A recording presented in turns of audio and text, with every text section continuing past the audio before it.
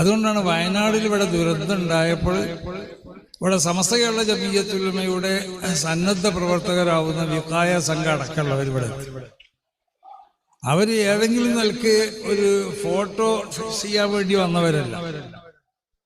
അവർക്ക് നമ്മൾ കൊടുക്കണ ഉപദേശവും നിർദ്ദേശമൊക്കെ എന്താന്ന് ചോദിച്ചാൽ നിഷ്കളങ്കമായി പ്രവർത്തിക്കാന്ന, മറ്റൊരുത്തന്റെ പ്രവർത്തനത്തിനെ വിലയിരുത്തിക്കൊണ്ടാവരുത് നമ്മളെ പ്രവർത്തനം. നമ്മൾ നിഷ്കളങ്കമായി ചെയ്യുക, നല്ല നിയ്യത്തോടു കൂടി ചെയ്യുക. അള്ളാഹുവിൽ വിശ്വസിക്കുന്നവരാണ് നമ്മൾ. അള്ളാഹുവിന്റെ പ്രത്യേകമാവുന്ന ആ തൃപ്തി കാംക്ഷിച്ചുകൊണ്ട് മാത്രം ചെയ്യാം. ഈ തത്വത്തിൽ വിശ്വസിച്ചുകൊണ്ട് പ്രവർത്തിക്കുന്നവരാണ് സമസ്ത കേരള ജമീയത്തുൽ ഉലമയുടെ ഇതുപോലുള്ള സംഘടനകളൊക്കെ.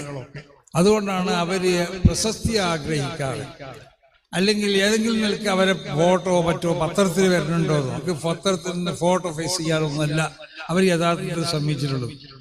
ഇവിടെ വളരെ സജീവമായ നിലക്കുള്ള പ്രവർത്തനങ്ങളാണ് സമസ്ത കേരള ജമീയത്തുൽ ഉലമയുടെ സന്നദ്ധരാവുന്ന അതിൻ്റെ പ്രവർത്തകർ ഇവിടെ നടത്തിയിട്ടുള്ളത്.